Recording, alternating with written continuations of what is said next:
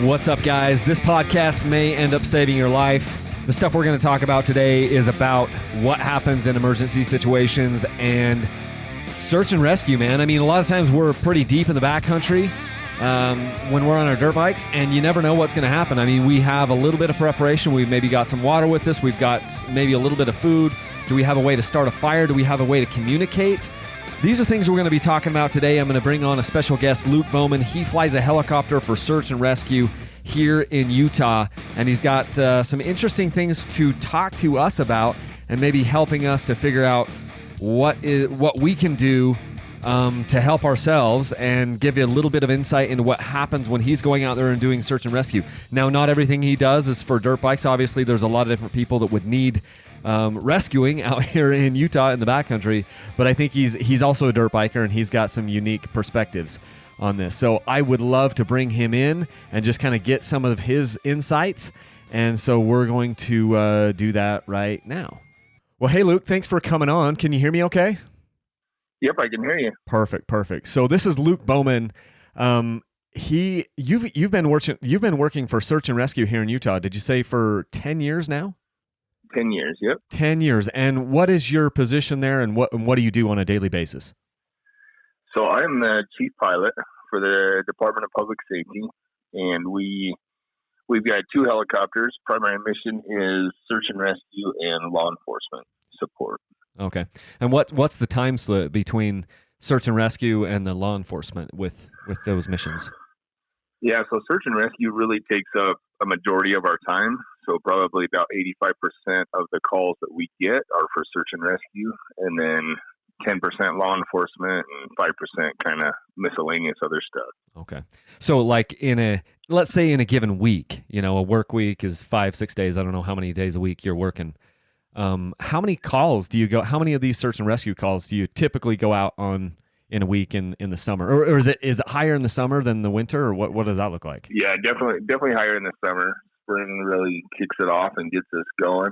But in the summer, we'll probably do 4 or 5 a week. Wow. Oh, so last week, for example, was just crazy, and we were having 3 a day for about 4 days in a row, and then we had 11 rescues just last week. Wow. That is crazy. One of the reasons why I was so interested in, having you come on is because I actually was involved in a helicopter rescue, just in a small part, a couple years ago up in Idaho. We were kind of finishing up a 4-day trip up near Stanley, Idaho, and we were literally packing up to go. And we had seen some guys out on the trail, and 3 guys, and they looked like they were having a good time. Maybe one of them was a little bit out of his element, and then a couple hours later, we see him when we're packing up at the truck. There's one guy, he comes in, he's like, "Hey, my brother just broke his leg, blew out his knee.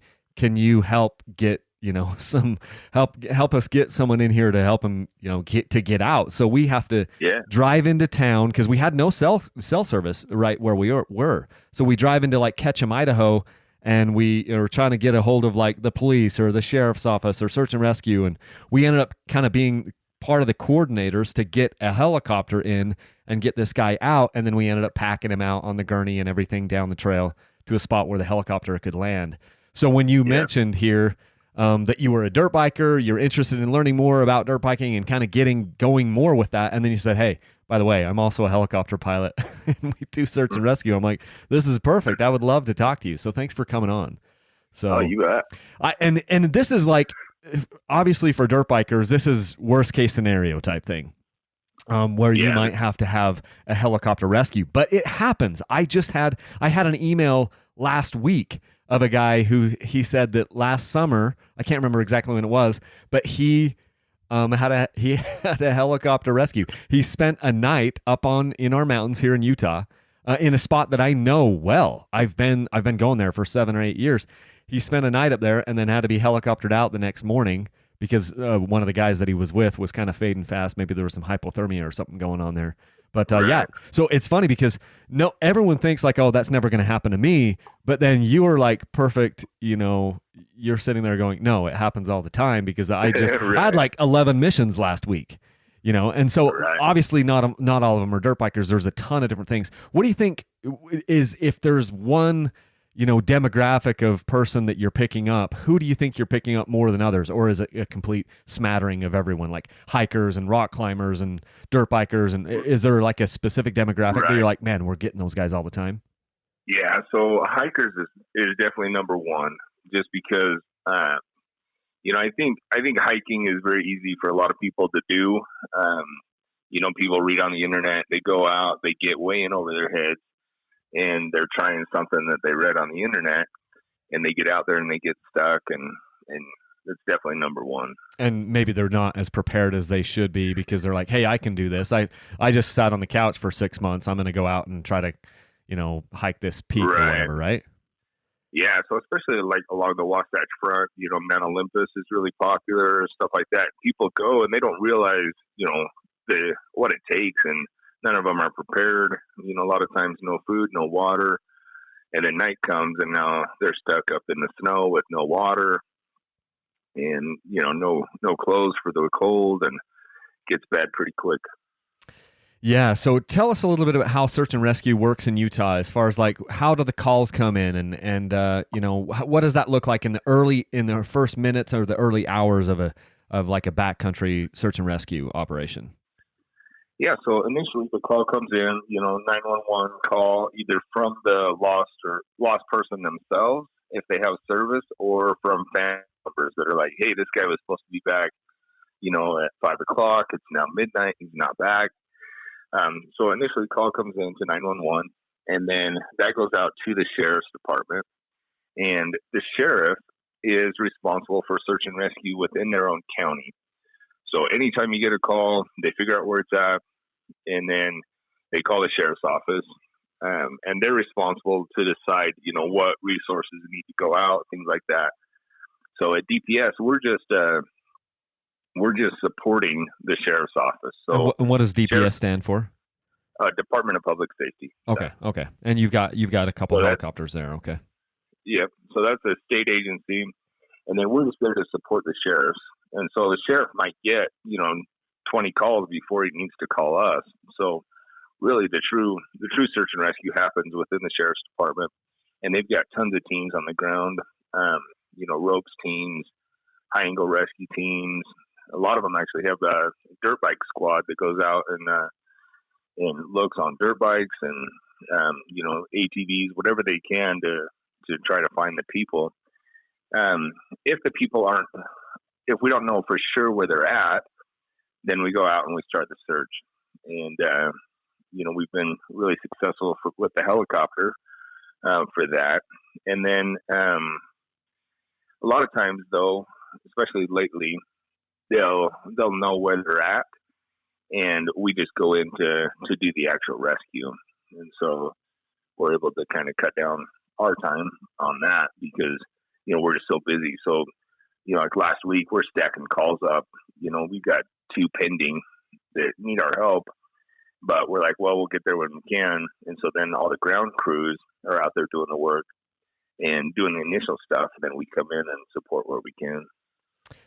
Yeah. So that, and I guess the sheriff's offices, maybe you don't have a ton of insight into this, but they must be sitting there with maps and, topo maps and everything, where they're trying to pinpoint locations. If they know what the location is, they're like, hey, there's no other option other than sending in a helicopter, or maybe we can get a horse in here, or can we not? Is there time? I don't know if horses are ever involved in these rescue operations or things, but they're probably sitting there trying to figure out what's the best asset to deploy. And at a certain point, it's like, okay, we're going to have to call Luke and his team, because helicopter is going to be the only way to extricate these people. Right. And they know their counties very well. And so they'll know, like, hey, this area over here, we get calls, and we know the terrain, and this is definitely going to be a helicopter rescue. Or there's places that are so remote, especially when you get out in the rural areas of Utah, they're so remote that it's going to take the sheriff's office 3 or 4 hours to get out there after they get the call out and get, an hour or so to gather the gear and put the team in together, brief, all that stuff. And then 3 or 4 hours to drive to where they need to be, and then hike in. And things like that. So a lot of times they'll call us and just say, hey, we know they're in this area somewhere. The family says they're in this canyon.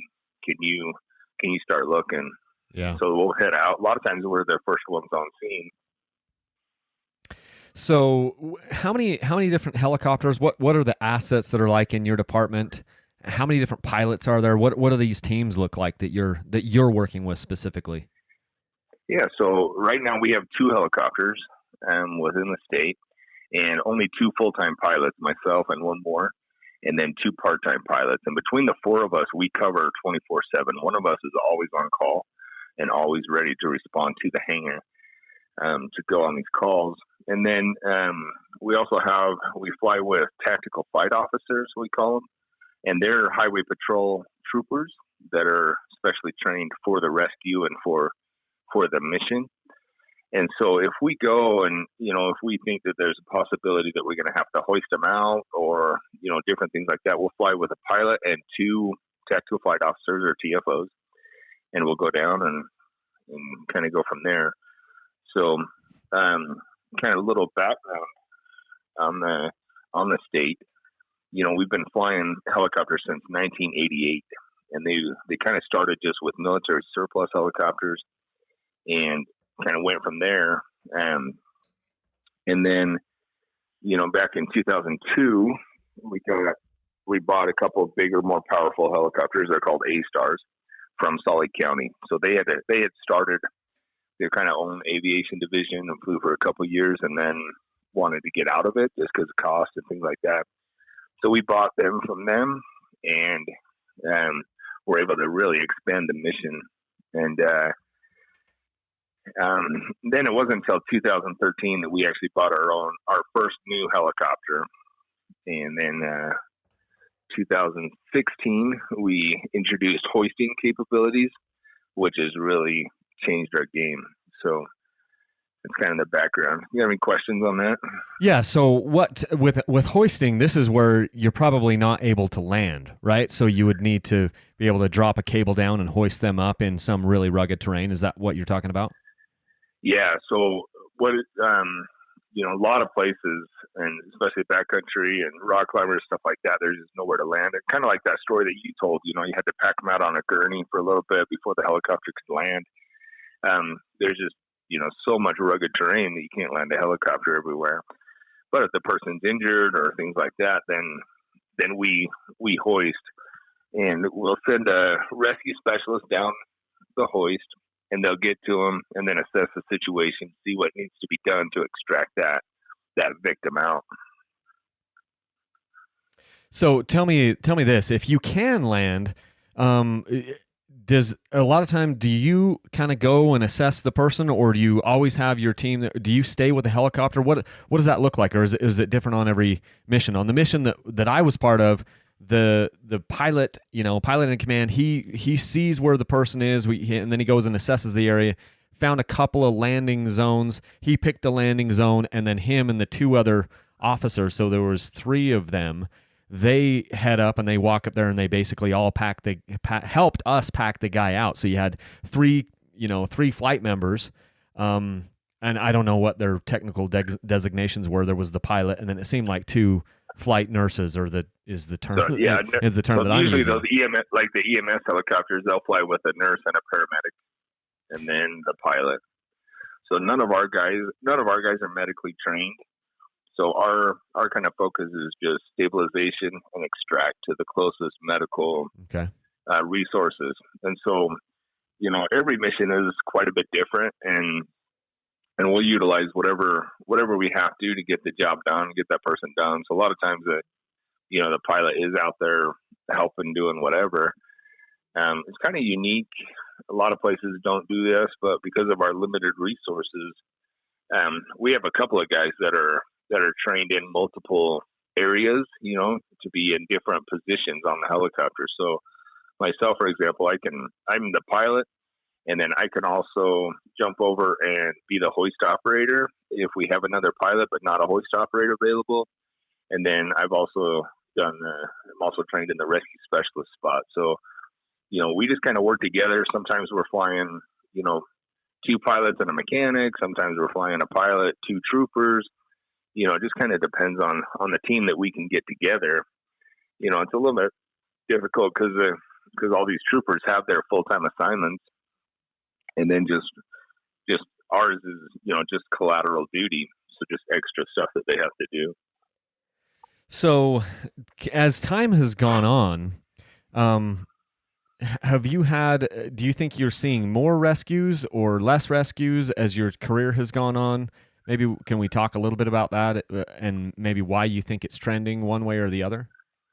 Yeah, you bet. So they started keeping good stats. I came, 10 years ago, but in 2000 is when they started keeping pretty good stats on stuff. And from 2000 to 2015, it was pretty steady. Had roughly, 65 rescues every year, and they didn't have a hoist. And so it was just kind of, do what you can to rescue and, like cart them down to an LZ and things like that. So it stayed pretty steady. About 65 a year.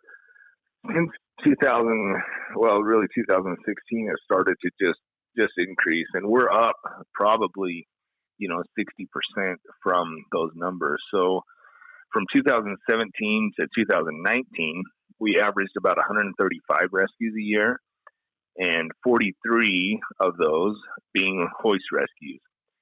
And then so far this year, we're down. Our numbers are down compared to other years because of COVID and things like that. So we're roughly 40% lower than where we usually are this time of year. But we've already done 60 rescues and 17 hoists. So last couple of weeks, it's really started to increase, and we're going quite a bit. So it seems like, if I'm hearing you correctly, then COVID, with everyone kind of staying indoors and everything, it really was reducing the number of missions that you guys were flying. And then now in the last few weeks, after the weather has gotten so good and the state has kind of loosened the belt, so to speak, we've gone from, I can't even remember what the colors are, but like a lower state of, hey, you got to stay home. And so now all these missions and all these rescues are skyrocketing on you, right? Yeah, it's just like they opened the floodgates. I mean, it's just crazy. The people that are out there, everybody's going, and we're just going crazy. So like last week, I was saying we had multiple 16-hour days. That we're just going 3-4 missions back to back, and it's been pretty crazy. Is that a fulfilling day? Is it a fun day? I mean, do you get home going, I don't want to do that again, or do you have this feeling like that you're really helping people? What is that like as a search and rescue guy like that? Do you dread those days? Do you like them, or is it a love-hate? For me and for everybody on the crew, we would definitely rather be out doing stuff and helping people. The days that I dread are the administrative days, the meetings and the paperwork and stuff like that. I really enjoy, getting out and being out in the outdoors and helping people and feeling like I make a difference. Yeah. You get out there and some people, you have some incredible stories, where you're like, man, that guy probably wouldn't have made it unless we got there. And so those are very fulfilling.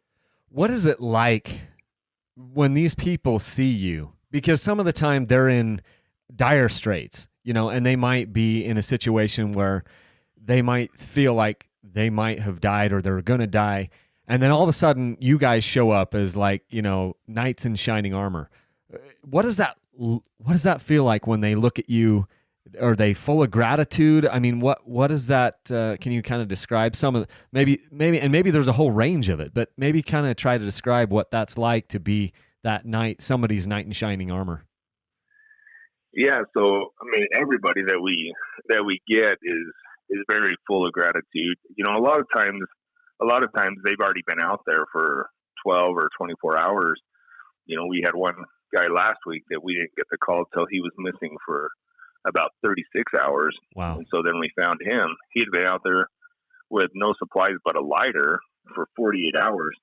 And so we find him, And I mean, just the gratitude and the relief on his face that, he's just like, oh my gosh, I can't believe that I made it out. And he had walked, 10 miles from the trailhead in some random direction. So it wasn't even like, I mean, nobody was close. And so without a helicopter, they wouldn't even have known to look there, really known or been able to look there. They're limited ground resources. Just can't cover that kind of country that quick. And people don't realize how big and vast it gets really fast.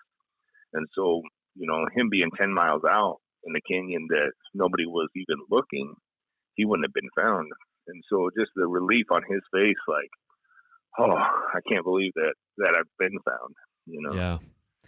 Oh, it must be fulfilling. I think there are certain jobs that maybe have more fulfillment than others. And I guess every job is fulfilling in certain ways, but it just seems kind of, I have this romantic feeling when I think about that. Like if I was out, flying and doing search and rescue, and I'm sure there's obviously drags about your job and things that are like, oh, this part sucks, but it would be cool to be able to be that for somebody, on a daily basis and be like, hey, we're helping you. So one question cool.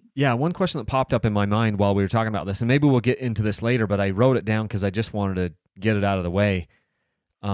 Who pays for these rescues? So you're going out on a mission, a couple times a day sometimes. If I'm the guy who gets lost, or who pays? And how do we figure out who pays? Yeah, so that's a good question. There's kind of a wide range of answers, I guess. So sometimes if we're not available or a quicker asset is like an EMS helicopter, then they'll go out and assist with the search. And if they pick up a patient, or if the person's injured and they pick up a patient, they obviously have their own revenue stream, ways to charge the patient and all that kind of stuff. If we go out, we're, like I said, we're just there to... And that EMS would be like what people refer to as life flight? Life Flight or AirMed, one of those kind of programs. Yeah, that was the one that I'm pretty sure that was the one that I got involved with, because I think it was a helicopter from a hospital in Boise hospital or something like that. So that would have been an EMS rescue, I guess. Yeah, so that person would have been charged for the EMS, for the helicopter transport. So our program, we are funded every year through the state legislature. And so when we get the call and we go to support these counties, there's no charge to the county or to the victim. And so our service is, 100% covered by funds from the state legislature. And so the sheriff, on the other hand, they actually have kind of written into state law is they have the ability to bill the victim. And so, if they use a lot of resources and stuff like that, and they're going way over budget, they can bill the victim if they want. Now, I don't know of any sheriff in the last, 10 years that has billed the victim. They mostly it's just volunteers. They go out there, they use their resources, they use their training, and they perform the rescue, and very seldom do they bill. Interesting, because they've already got that kind of built into their budget. They've got a search and rescue budget probably. So they've got search and rescue, and then there's also a state fund that these counties can tap into. That say, hey, we were anticipating 50 rescues, and this was our budget, but we had 100, and we went way over, and they can get reimbursed for a lot of those. And so through the state, and there's also federal grants and things like that. So it's 90% of the time there's nothing that happens as far as billing to the person that's lost. So, but if you do get picked up by a hospital, so that's a kind of an interesting thing is if you're out there, you roll the dice, because I'm out there with like a Garmin InReach. We'll get into that later. And if I call SOS, if you come get me, I'm probably not going to be billed. But if one of these hospitals get the call and they send, then it's definitely I'm going to get the bill. So who makes that decision? So that decision is made by the sheriff, and they're all pretty good about that. So if it's a known injury, if they're going out and they're like, hey, like your SOS on your injury, if you just push that and it's just kind of unknown, you know, then they won't call an EMS helicopter. They'll call us. They'll call their ground resources, you know, all that stuff. And that's kind of stage one. And then if we get there and it's known injuries and, you know, definitely the person has a broken pelvis or needs to be flown because of their injuries, then they call the EMS helicopter. So, you know, that's kind of step two is like, hey, we gotta get some kind of medical professional, you know, on scene or a quicker transport than a bumpy road and in the back of an ambulance. And so that person is injured. They already need to go to the hospital. They're already, you know, that, and then the helicopter is just the best option to get them there. But primarily it'll be us or ground resources first, and then helicopter second, or EMS helicopter second. Cool. So let's talk about what makes a successful mission kind of briefly here. With these missions that you're going out on, kind of what are the purposes and how do you guys view yourself and how do you grade yourself on if it's successful or not? Yeah. So really our assets are just a tool to make things better, make things easier, safer, you know, stuff like that. Kind of our mission statement is if we can do anything to reduce exposure to risk, either to the person, you know, the teams on the ground or the victim on the ground, then that's where we come into play.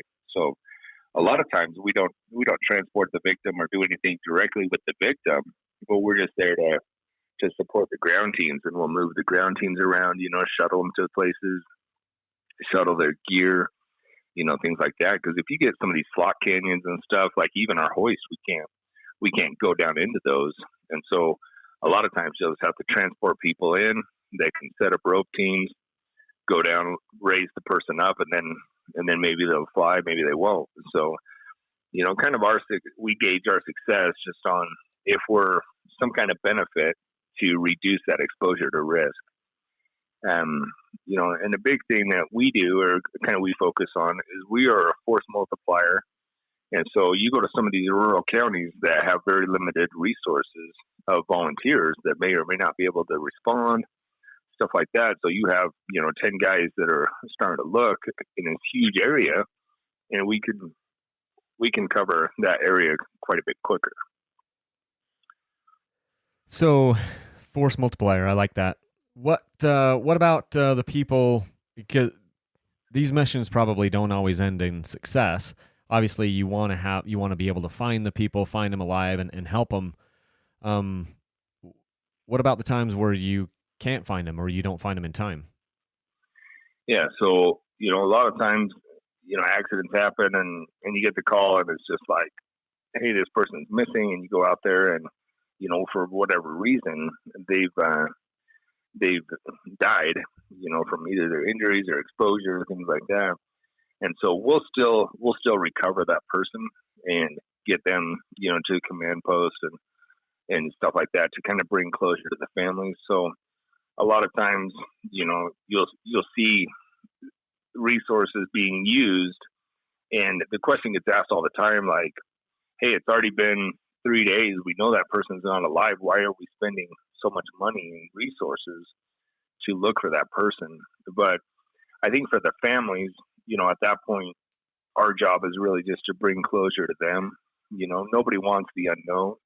And so if you have, you know, if your family member just disappears and you never see them again, that's a lot harder than, you know, you're always wondering what happened and things like that. But if we can bring closure and, you know, bring the body back and really like let the family grieve and have closure and say, look, we know this is what happened. He fell off of this cliff or whatever it is. Then I think that's a lot easier for them to deal with. And so we'll still treat that mission just as important as any other mission because of that. Yeah, it reminds me of just a couple of weeks ago here, there was a couple teenage girls that were just swimming in a lake near me, and a storm pulled up and just came in really quickly and pushed them out into the water. At least that's what we assume. And they were doing search and rescue. I think they had aircraft. I think they had boats and all types of things and dogs. And it took them many, many days to be able to find those girls. And obviously, after the first about 12 hours, the possibility of them being found alive is pretty low. But you talk about bringing the closure to the family, and it's a real thing. So, yeah, absolutely. So, we were on that call. We got the call initially that night, and we went out there and we located out in the middle of the lake. We located their little flotation device that they had. One of the little just like pool toys, basically. Yeah, they were floating on, and and we were able to find that, and then kind of gave them an area. You wouldn't believe the resources that were put into that after that. You have scuba dive teams, you have, like I said, aircraft we flew, 3 or 4 times. And, it's just crazy. Yeah. Yeah. Super sad. But I think, and that's the thing. Some of these don't end up in successful like rescues, but what you're saying is, hey, look, our mission is to support teams on the ground to either recover the person or to recover their body, and we're gonna continue to work hard until we achieve those objectives, whether or not the person is found alive or not. We're going to recover something. So with the hoisting, it seems like this is something that would have really, and you mentioned it when you got the ability to start doing hoist recoveries and hoist extractions. That's probably another huge force multiplier there, where you're able to deploy a cable down and get someone. That's probably been a big factor in your rescues, right? Yeah, so it's been a huge help. It's really made us more efficient. So I wouldn't say that we're getting more calls because of the hoist, but we're able to more efficiently help because of the hoist. So if you have a person that's in a really precarious spot, before we had the hoist, we'd have to either just haul ground teams in, with all their gear so they can rappel down and do a rescue, lower them down. And that mission would take, 8 to 10 hours of them trying to help that person, where now we can go in and get that done in 20, 30 minutes. We just go in and say, oh yeah, they're right here on this cliff, and we can go down and grab them, go from there. Obviously there's a certain level of risk involved with hoisting that you don't have if you're just going to go and do a flat pitch landing.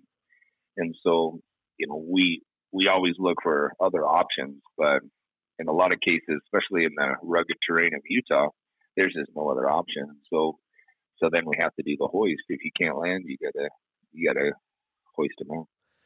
Yeah, no, I can totally see that. So let's kind of shift gears just a little bit, because most of the people listening to this podcast are going to be dirt bikers, Right. And I would hope that they're a little bit more prepared. I would hope that I'm a little bit more prepared than just the average Joe Schmo. But there's always things that I can do to become better prepared. And so let's talk a little bit about that. What people can do to help themselves to either avoid injury or just to avoid maybe the catastrophic thing of actually succumbing to the elements or whatever. So can we talk a little bit about the things that you've noticed over the last 10 years as you've been doing this here in Utah? What are some of the things we can do as a user group, specifically the dirt bike group? And maybe a lot of these things are going to be just the same things that you would do if you were a hiker or a rock climber or whatever. But what can we do to help ourselves? Yeah. So first of all, it is, you kind of mentioned it, but dirt bikers or snowmobilers, people that kind of have an area of expertise, are a lot more prepared than just your average hiker. And so, these guys have done their research. They've gone out. They are better off usually than someone that's just out there. So when we get a snowmobile call, we'll get those, and usually those are at night and things like that. But hey, this guy is probably prepared with food and water and a way to make a fire and warm clothes for the night and things like that. And so if it takes a couple hours to find them, then you'll have a better outcome than just say a hiker that went off and got caught, unprepared in spandex. And so, yeah, that happens a lot. So, there's a lot of people that go out, they have no idea what they're doing, and they just get in way over their head. And, either they're trying to climb up a peak and it gets rocky and they get clipped out, and, they're like, holy cow, how did I end up here? I can't go up, I can't go down. They're just in way over their heads. Most of the time with dirt bikers, we have done a fair share of rescues with dirt bikers and ATVs and stuff like that, but that's usually something more catastrophic has happened, right? You've got someone that's out there, they know what they're doing, and they've done everything right, and they've just had an accident.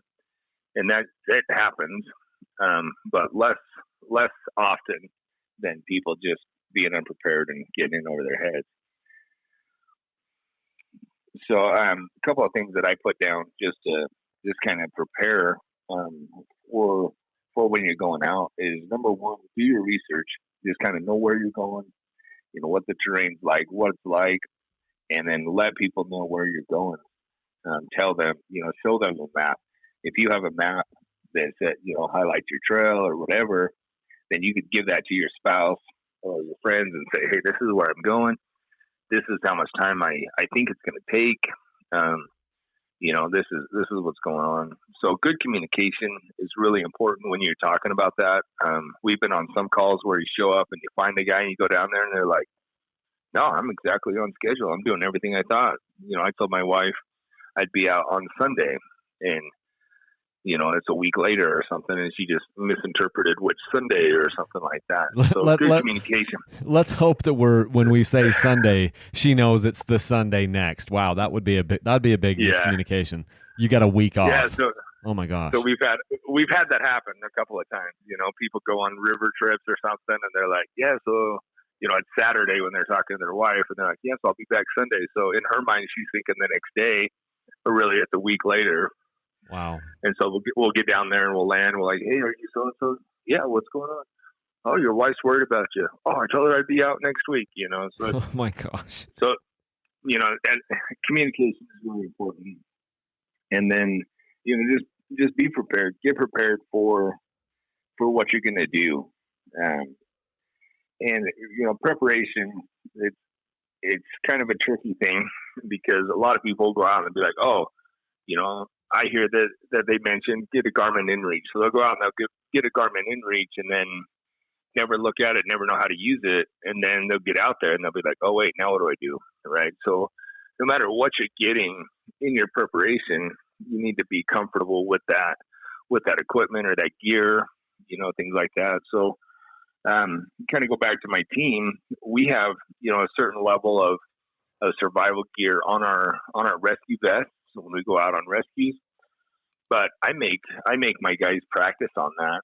We train every other week, and we'll go out there and we'll hoist, and I'll hoist them into a spot, and then say, okay, nobody can come back.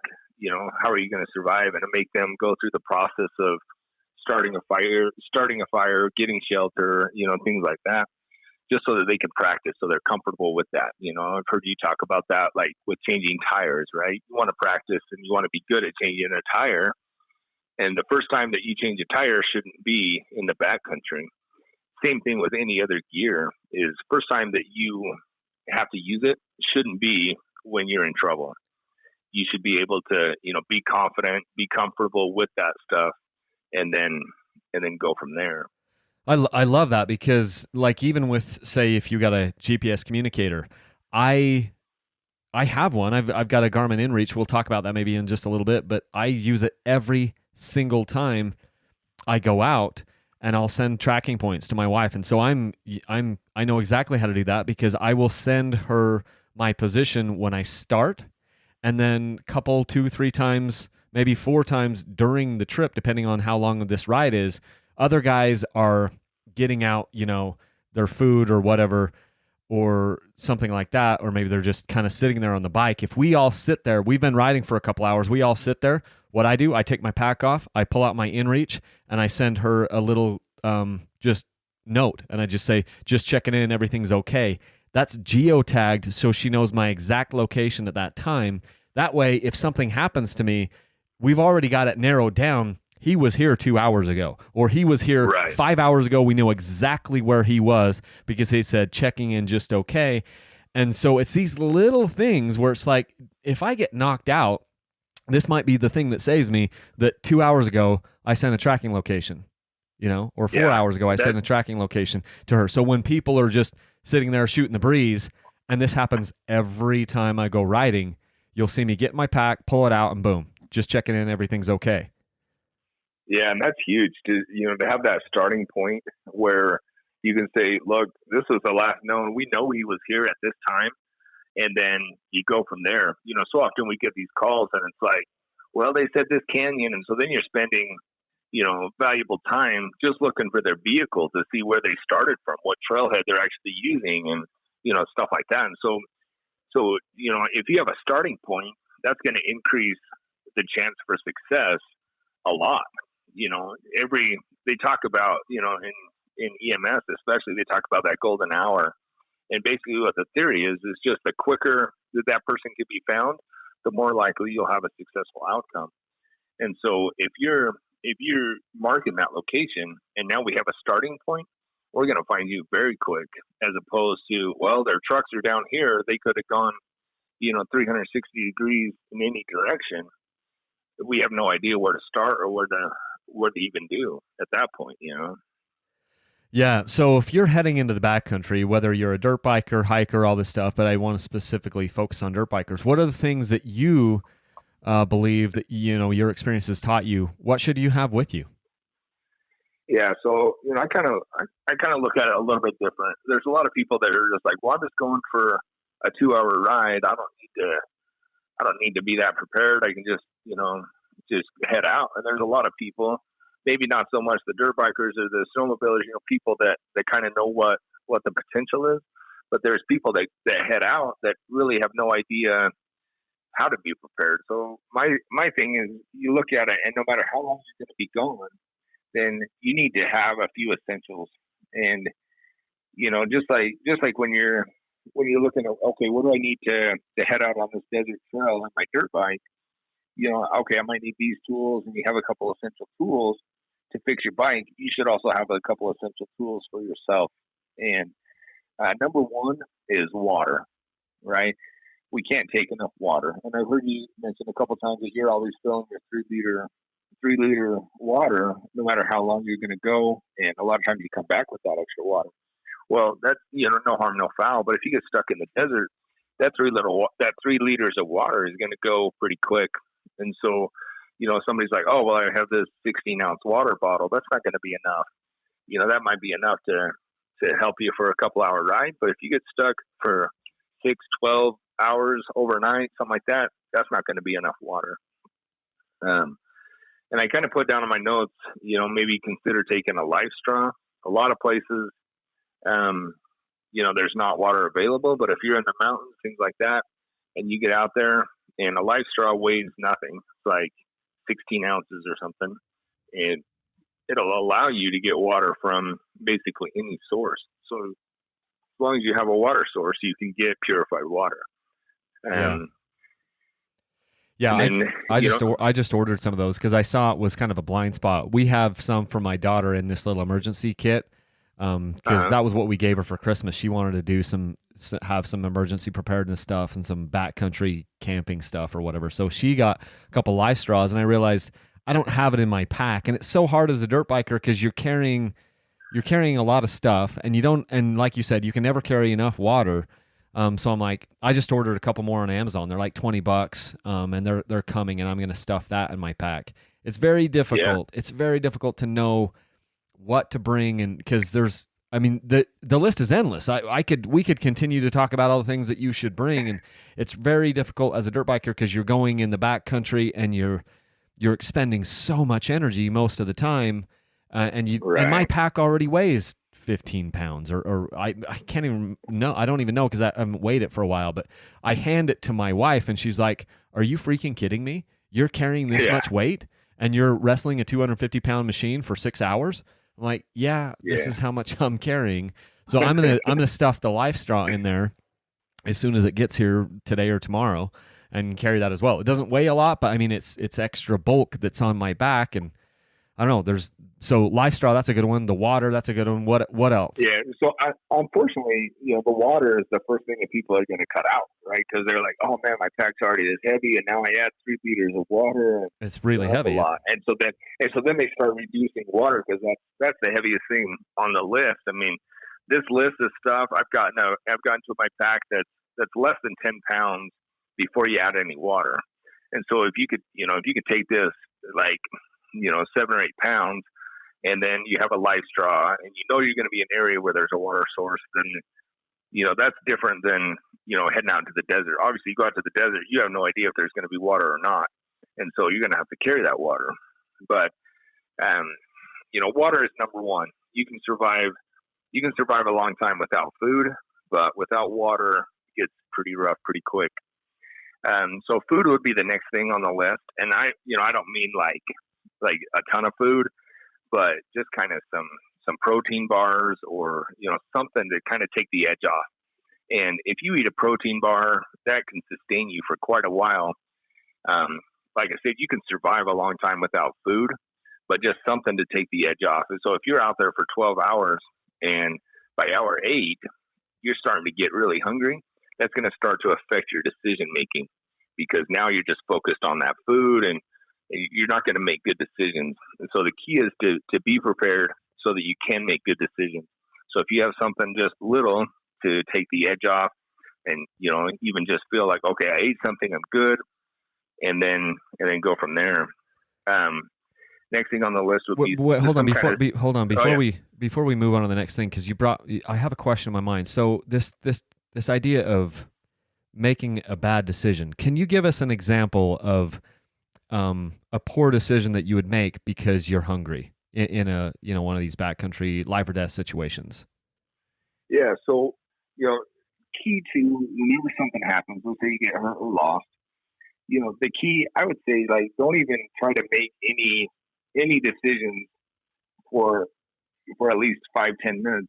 Give yourself some time to slow down, step back, try to get an outside look at the situation, and then start making your decisions. And that way you're not walking frantically 10 miles in the opposite direction.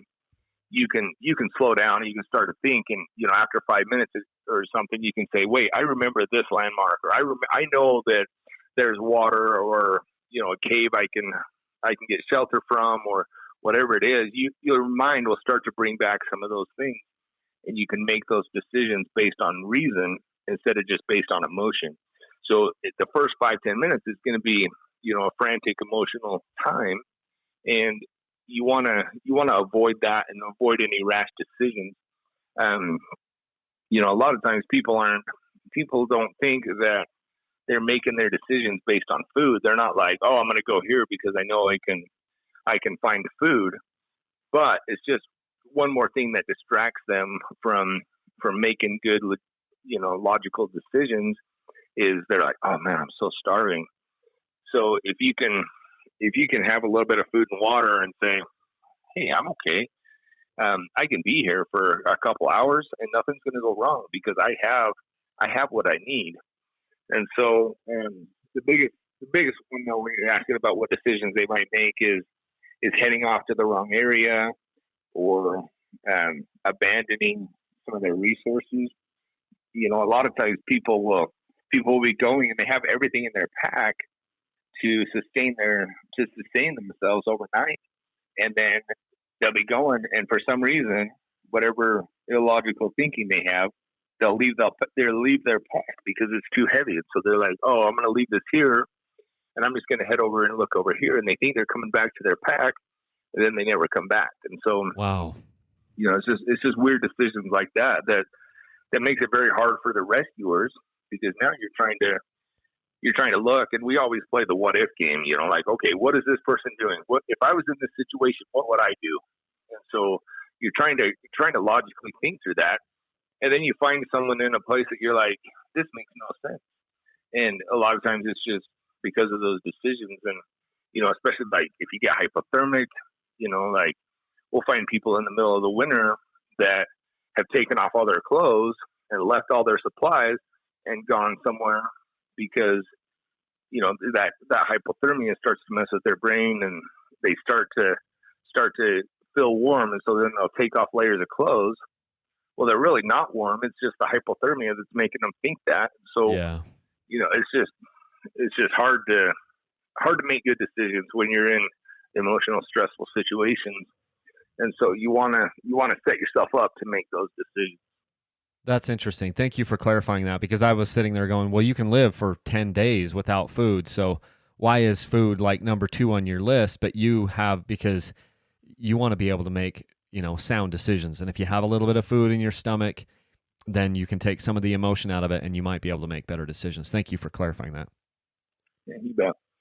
So the next thing on my list would be just some sort of simple shelter, and this doesn't have to be anything big or heavy, just like a space blanket or I carry a bivy sack that, weighs a pound, I think. And, that way I can stay out of the elements. It's waterproof in case it's pouring rain, all that kind of stuff. Anything that can kind of protect you from the elements. So if you start getting cold, you can have a space blanket to reflect heat, either from a fire that you build or off the rocks or, whatever it is, your own body heat. Just something simple to get out of the elements, whether that's, rain, cold, sun, all that kind of stuff. And a space blanket, something like that is really good for any of that. Did you say bivy sack? Is that what you said? Bivy. Yeah. Biby. Okay. And so it's basically like a sleeping bag, but with no insulation. So it's a mummy bag you can get down in. It's 100% waterproof, and get you off of the elements a little bit, and just kind of protects you, and then kind of reflects your own body heat. So they have a wide range of those, but those are really good. Okay, I'm looking that up right now. Keep going. And then the next thing on the list is a satellite communicator or a location device, some kind of GPS. And there's a lot of products out there. So you've mentioned the Garmin InReach. There's Spot Tracker. There's personal locator beacons that you can buy. And some of these, are a little bit expensive. You can spend up to $500-600. You don't need to spend that much, but that thing is going to save your life. When we get a call that's like, hey, we have somebody that is at this location, they give us a GPS coordinate and say they've activated their SOS, something, that mission is 100% successful, right? We can fly right to the spot. We can assess the situation. We get that person out, and there's no question that mission is going to be successful because of that device. And so we probably get upwards to 10 a year. So less than 10% of our calls, but we'll get them that are 100% successful because of this device that they have. And it's just, like I said, just to have that starting point and a position, a known place to go. People don't realize how vast it is out there. Once you get out there, how long it could take to search that area. And even if you say a 2-mile radius from the truck is still a huge area. So now you put in dirt bikes and stuff where you can cover a lot of country, and you're like, man, they might be 30 miles out there. So now draw a 30-mile radius from the truck, and that's becoming more and more impossible, less likely that we're going to find that person. But if you have a starting point, that'll make all the difference in the world. Yeah, no, I love that. I love that idea. So if there was one of these devices that you think gives the advantages over the others, which one would you say? Let's just forget about the cost for right now. What's the best emergency, locator device that you've found? So I think the Garmin InReach is pretty much unbeatable, just because of the fact that you can use that for navigation for yourself. You don't need to have a separate GPS system. You can look at this and you can navigate off of it. You can communicate with people. A lot of times you go out there and, it might depend on your comfort level for being alone out in the woods. I don't have a problem with that. So if something came up and we got somewhere and I was like, look, I have everything I need to spend the night, and I'm super exhausted, and I'm just going to hurt myself if I try to push it to get out, then I can just send a message to my wife and just say, hey, this is the situation. This trail took us, 6 hours longer than we thought. And I'm just going to stop right here to rest and spend the night right here because I don't want to try to push it and hurt myself. And so, you need to kind of be ready for that. Sometimes things take longer. If you have that inReach that you can send a message out, it's huge. Like with the Spot Tracker, they're a great system, but a lot of times you can't send a message. The only ones you can send is kind of a predetermined text that, like, hey, I'm okay, this is where we're at, or an SOS. Personal locator beacon, for whatever reason, they're the most expensive, but there's not an ongoing service that you have to pay for with those. And so, but they'll send your position out, but that's it. So all you can send is an SOS, and it's a good system, but you can't send anything else. So you can't send that message that says, hey, this is what happened. We got a flat tire, took us longer than expected. We're going to spend the night right here. It's just either SOS or nothing. And so to communicate back with people back at the truck or back at home, that's impossible. So I would say the Garmin inReach is really the best system that I've found just for the use and everything that you can do with it. Yeah, that was the reason why I got it, was just the two-way communication. You can get text messages over satellite, and yeah, the interface on the actual device itself is a little bit clunky. It feels like you're trying to send text messages on a Nokia phone from 2002 or whatever. But they can Bluetooth to your phone. If you've got your cell phone with you and you still have a charge, you can connect your phone to it, and then you can type it in, a lot faster. And interesting thing was, the time that I did an SOS call, we were actually on a little Graham Jarvis ride down in Moab, Utah, and we had a guy that kind of did something. He tried to do something that Graham did, and it didn't work out so well for him, and he collapsed a lung, and he punctured his spleen or kidney or something. He was in a bad way right there. He broke a couple of things, the lung, all this stuff. And I just jumped on my inReach. I'd never done the SOS call before, but I did the SOS, and because I'm paying for this service where I get this many things, and I'm paying like $25 a month for the plan that I'm on to be able to have the coverage that I have. And so we do the SOS call, and they are asking questions like, is it you? Who's the person? What's the situation? And we were able to communicate all of these things. I'm like, he's dirt biking. He did this. He's having a hard time breathing. Here's where we are, and they had a number of questions back for me that I never would have been able to answer. And they're like, is it life threatening? Is he bleeding? Does he need a tourniquet? Like, there were all these types of little communications coming back to me, and they're okay, we're sending, based on your location, we're sending the sheriff. And it was the sheriff of that county or at least one of the deputies that came out. They were there, and we kind of got lucky because we were kind of right near one of the highways. I didn't even know that we were close to the highway. We were just on this ride out at kind of doing Pritchett Canyon or whatever for some of the people that know where that is. And I hadn't been there before, so I didn't know how close to the highway we were, but they were able to bring a truck pretty dang close to us.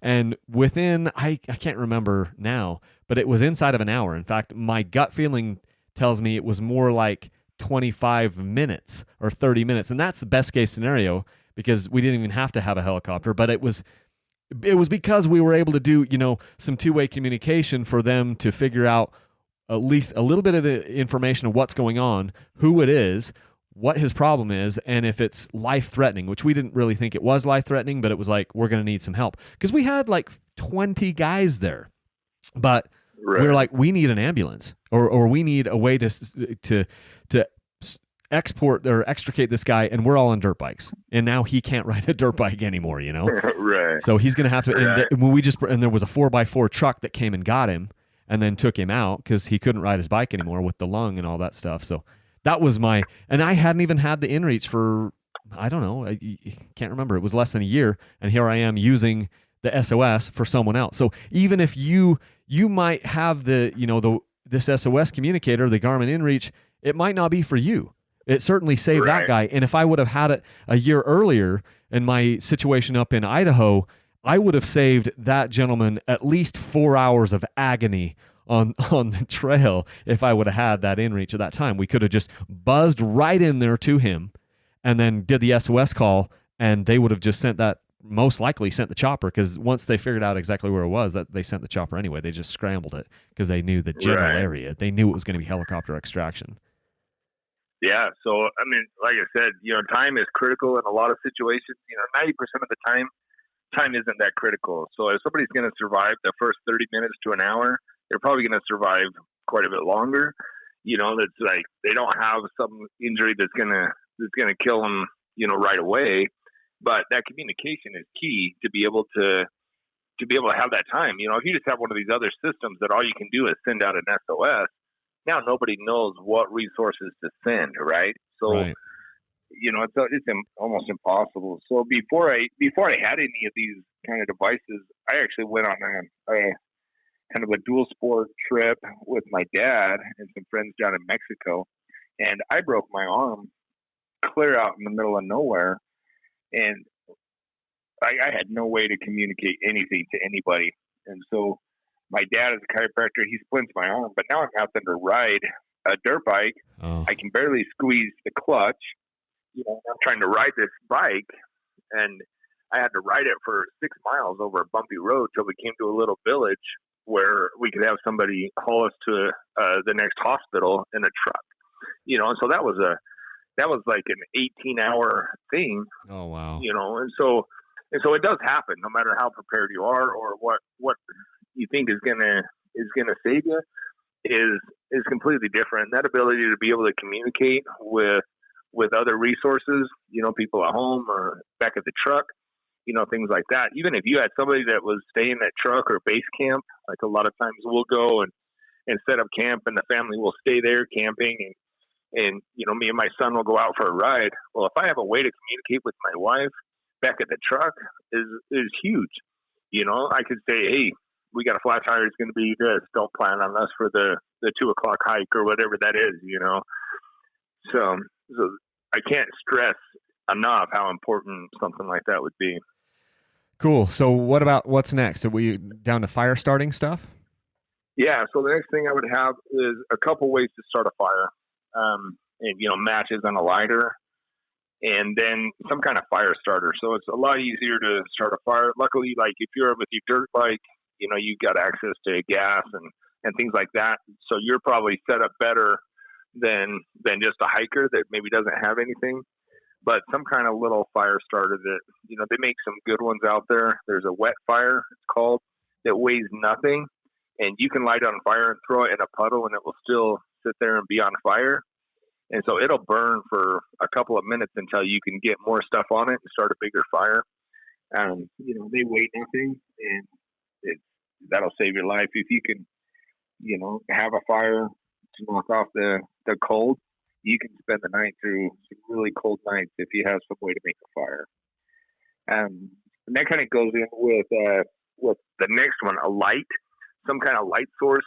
So if you can make a light or a fire, then the chances of you being found, especially at night, are increased, probably 60-70%, because, in the helicopter, we have a lot of tools to find people, and we have what's called a forward-looking infrared camera that will kind of detect heat and things like that. Well, that's like searching through a camera lens, and, it's really hard to find somebody in a vast area. But the pilot is flying with night vision goggles. And so any light source that's out there, then they can pick that up from a long ways away. A fire you can see 20 miles away. And so if you could start a fire at night and then they start looking for you, then they're going to be able to find you. So that guy that I mentioned earlier that was 10 miles away from his truck, he had a lighter in his pocket. So he started a fire once it got dark. We kind of got a little bit higher to look for a fire or anything. And we found him. And we saw him from, 4 miles away, and we're able to go over there and pick him up because of that fire. So not only will a fire make you warmer, increase your survivability, but it's also a good way to be found. I love that. In fact, I have already placed 2 orders on Amazon while we've been talking because I'm thinking about some blind spots. I do have 2 ways to start fires in my riding packs. I've always got a lighter with me in every one of my riding packs.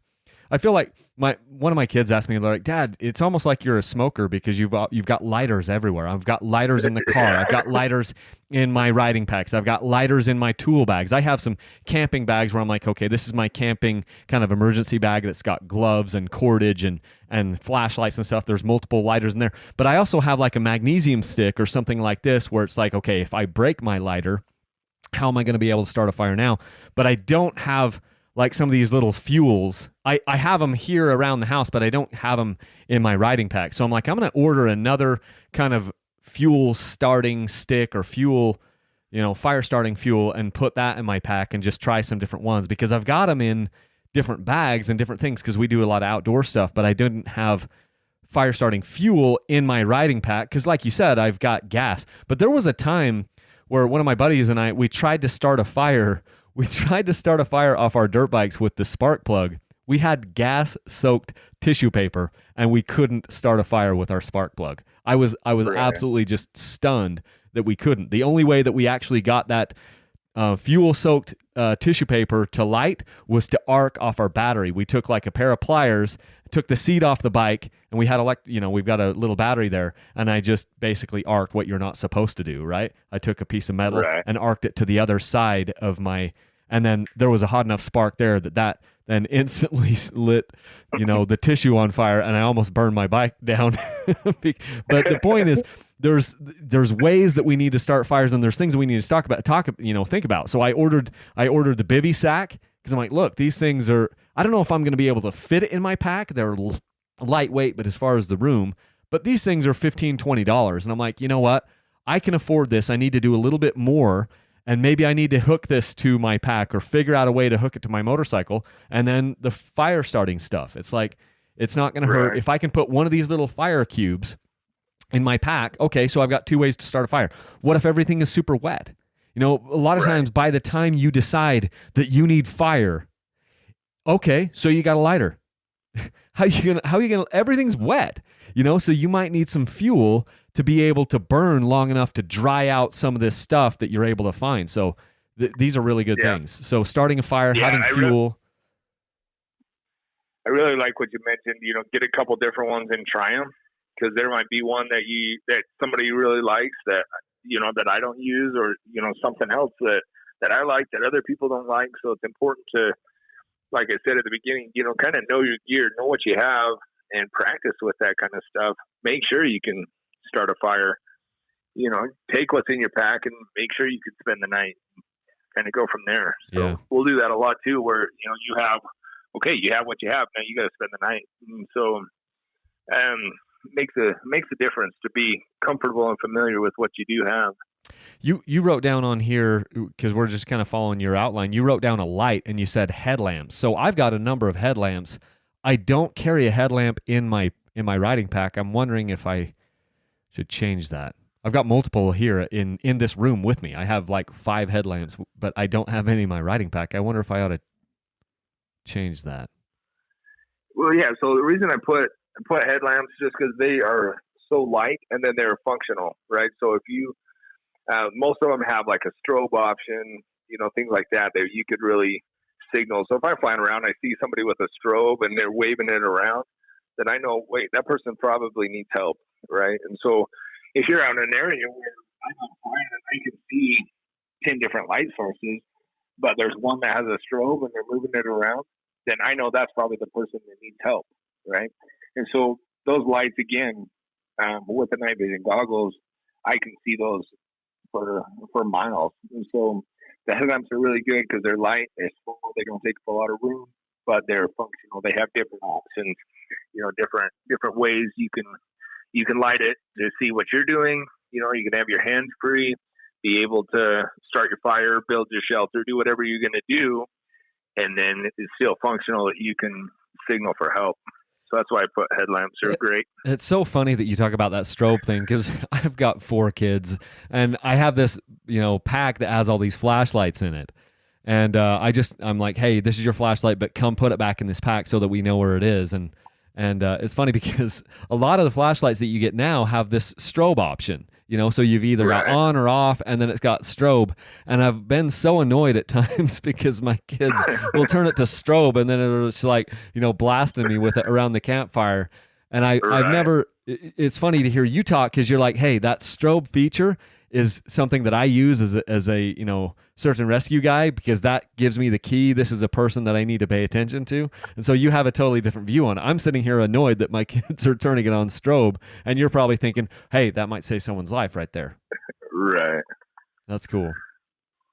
And then what about Yeah. first aid? Like what type? Because I do have kind of a trauma little first aid kit that I bring with some Israeli bandages and things. What do you think is a good kit to have for first aid for a dirt biker or somebody going in the backcountry?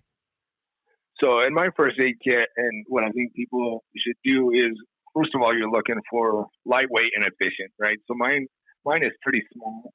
Um, I'm sitting here staring at my iPad mini, and my first aid pack is smaller than that.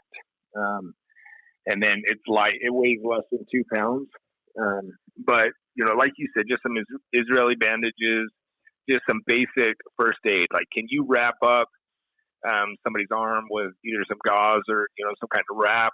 And then I carry like athletic tape, and use that a lot for just like a straight Band-Aid, stopping the bleeding, because you could wrap up somebody's wound and get the bleeding stopped, but it's going to hold better than a Band-Aid. So I kind of use that. And then in my first aid kit, that's where I put my fire starters, my signal mirror, things like that. But just some basic stuff, maybe some ibuprofen. But you're looking, okay, if I'm going out on my dirt bike, what would I need this first aid kit for? And it's going to be one, for bleeding. And then 2, can I start a fire? Things like that. And so when I say basic first aid, I don't mean you're carrying around a 20-pound first aid kit. I'm just saying, a small little pouch, a little bag, and you can put, some bandages, some moleskin, for any kind of blisters if you get, things like that, can really improve your comfort level and, stop bleeding. Kind of the 2 main things they look at. Yeah, I love it. If Dan is listening to this, Dan, you know who you are. Dan sent me a first aid kit here, and I love it. He's got all the things that you mentioned. He's got Israeli bandage. There's a clotting sponge in here. There's athletic tape. There's a few Band-Aids. There's some gauze, and then even some glue here to glue your skin back together or something like that. And it's in this really quick and easy pack. I'd like to see if I can figure out how to assemble these and maybe even offer them on my website, just so it's like, hey guys, this is bare minimum. This is something that we have found that works really well. Are there good places for people to go and look for like these kits that they can buy? Is there some reputable source that you like where it's like, hey, somebody's already kind of put this together for me in a little first aid pack? Do you know of anything like that for the listeners? So there is a couple, like, I'm trying to look up real quick. There's some that we use, some of the stuff that we get, that we have access to from being on law enforcement and stuff like that, that I don't think everybody has access to. The way I started my pouch, though, is I just went to like REI and bought. They have different size first aid kits, and I just got the one that's like, okay, this is the size that I want, and then it has a lot of stuff in there, little scissors to trim the moleskin and things like that. But then I just kind of went through and used the pouch and used some of the stuff that was in there, and then replaced some of their stuff with my own stuff. And so as far as like, a really good place that just has a perfect kit put together, I don't know of any of those, but the biggest thing is just get a bag, a little pouch, and like I said, REI or any of these outdoor places have, a good place to start. And then, I probably have 3 times as much stuff as what came in that pouch, but the pouch is very versatile, has some folding flaps and different pockets and things like that. So that'll at least get you started and get you in a good starting point. Yeah. So it seems like so much of this stuff is just about having a little bit of extra preparation is going to go a long ways. If you're going to go for an hour, you should have preparation to stay for a day, and if you're going to go for the day, you should probably think about, well, what if this took 2 days? That's Right. probably kind of a lot of what this boils down to, right? Yeah, that's kind of what that's what I go off of, is always be ready for the day, for the entire day, 12, 15 hours. Even in my flight pack, like my little go bag that I take on flights, all that stuff, like I'm ready, you know, if I go out on this call and I'm like, oh, that's going to be a quick call, but then I get a second flight, a third flight, and now I have to figure out food and I got to stay the night, and, just simple things like that. So I'm always planning for the day minimum. And then if I go out and I'm like, man, this trip is going to take 8 to 10 hours, then I'm like, what do I need to stay the night? What do I need to, to go another day? So I'm always ready for at least 2 days. I love it. Well, I've thoroughly enjoyed this conversation. It's fun. I hope that this also brought some color to some people to help them to start thinking about, some of these things. Maybe they need to get some sort of a shelter. Maybe they need to get a Garmin InReach. Maybe they need to put some additional things in their pack and just start to be a little bit more prepared. I feel like with the Life Straw, after the first email that I had with you, I'm like, look, I've got to get a Life Straw, so that's ordered. I'm getting one of these Life Sacks, and then obviously a little bit more fire starting fuel. And whether or not I can carry all of this stuff with me, I'm not 100% sure, but I want to be constantly evaluating the types of things I'm bringing with me, so that I have a better chance of surviving or helping someone else to survive. Because some of the time this is about community and helping someone else. And I know that a lot of dirt bikers do that, where we will give the shirt off our back for somebody, and it's always better to be riding with someone who is prepared. A lot of the guys that I ride with, I trust them. I've seen them in pressure situations. I've seen them when they get hurt, and you get to know who they are, and you also get to see their preparation, how well maintained their bike, what extra parts are they bringing, what extra tools are they bringing, and it's good to be in a group of people that are all well prepared, mentally, physically, with some of these things, and it just gives you the better odds for survival if something does happen. And I think all too often we forget that we're putting ourselves as dirt bikers in these extreme environments, in extreme situations, very remote from the truck. That's part of the allure of it. For what I'm doing is for us to get out here in the backcountry and get in some place that it would take you a week to hike. It would take a horse 3 days to get there, but we're going to do it, in an afternoon. And there's some additional, responsibilities that come along with that, where we need to be prepared for, the what ifs. So right. And and the biggest thing, like, I put a bunch of stuff on the list. We talked about things that'll kind of get people started, but I think the biggest thing is, like you said, just get people thinking about this and thinking about the situation and knowing what kind of riding they do or what kind of activity they're doing, and maybe think through some situations. Like I said, we play the what if game, and you kind of think through those situations. I watched some of your YouTube videos where your sons are wearing their packs, and I love that because a lot of times when we're riding with our kids and stuff, you can sit there and you can try to teach them things, but if you're like, hey, this is important for you to carry this, this, and this, and then you never make them do it, then they're going to be like, well, I don't really need it. This time I went out without it. This time I did. But if they're going out with it every time, they're going to learn that stuff. And, I make my son practice with fire, practice with all these things in case we get separated and now he has to spend the night, or something like that. And so, kids learn more from our examples than what we try to tell them. And so if you're given that example of, hey, this is what's important for you to have, for you to be safe, then they're going to learn that from a young age. And then when they get older and start adventuring out on their own, they're not going to go off, half cocked without anything that they need, they're going to think through it and say, hey, what kind of stuff should I put in my pack? And that's big, because a lot of people that we go out and find are people that maybe tried something with other people, and the other people were prepared, and now they're trying it by themselves and they're not prepared. They're like, oh, well, I did this before, and this guy, like, yeah, well, that guy had everything that he needed, and you don't have what you need. And so if you can start that young and you get these kids thinking through those process, that's huge. Yeah. Well, thank you so much for coming on. I really appreciate your time in your downtime when you're not on call. You're taking some time out for us, so I appreciate that. Thank you so much. Oh, you bet. Well, let's. Go ahead. I was just going to ask if you had a chance to look at any of those videos, or if they worked, to send them to you that way. I did see a couple videos. They were pretty cool. There was a couple videos and a couple pictures that were pretty intense. So yeah, that was good stuff. It makes me feel like, man, I'm in the wrong profession. I love my job, but aviation was the thing that I always wanted to do.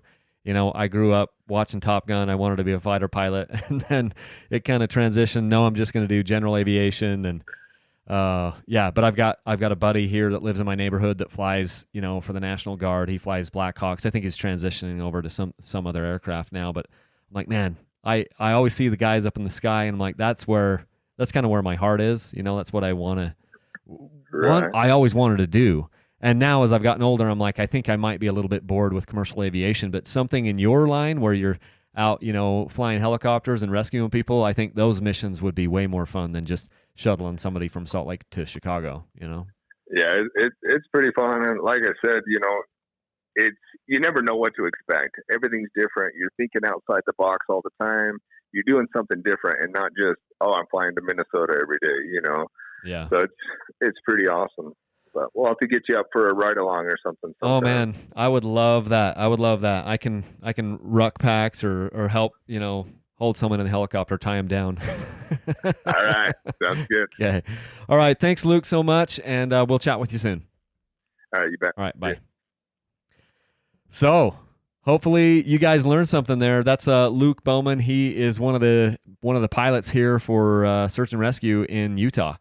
Pretty cool for him to take out some time for us. Hopefully you guys learned some things, and hopefully you got some takeaways from that. I know I did. I've ordered, couple 2 or 3 things in the last. I ordered 2 things during that podcast. I'm like over on Amazon going, hey, I could use that. I could use this. So if you want to support Dirtbike Channel, you can do so by using the links to Rocky Mountain ATV. That's one of the best ways to support us without having to spend any of your hard-earned money. If you go to dirtbikechannel.com, up in the upper right-hand corner, there's a links button.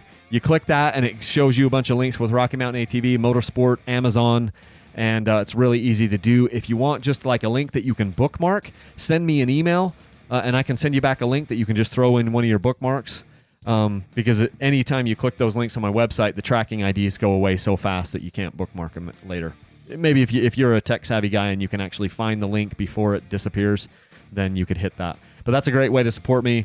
Other ways, like if you're listening to this before June 15th of 2020, I've got a Dirt Bike Channel sweepstakes going on where we're giving away 3 dirt bikes. Yes, a 2020 Beta 300RR, a 2020 Yamaha YZ250FX, and a 2019 KTM 300 XCW. In fact, after I get done with this, I'm going down to Moto Experts, and we're going to film putting the bike back together because Kevin is putting in a new top end for us, new piston and rings. The cylinder looked amazing after 125 hours. So if you guys are listening to this, you're getting the sneak peek. The bike looked awesome. The motor looked awesome inside that bike. It's a TPI bike. I tried to beat it up. I tried to kill it as hard as I could, harder than any other bike, and we didn't kill it. So we're putting that back together today, and I'll be putting that video out because that's one of the other sweepstakes bikes here in just less than 2 weeks. We're going to be giving that bike away as well. So 3 different dirt bikes. Head over to dirtbikechannel.com right now, and you can get entered to win that. Again, big thanks again to Luke Bowman for coming on the podcast with us. And I think that's what I've got because I got to get this podcast out and then jump on another call, and then head over and do the filming for this that KTM 300 TPI. So that's all I got for you guys. You know what to do. Let's leave this single track. Thanks.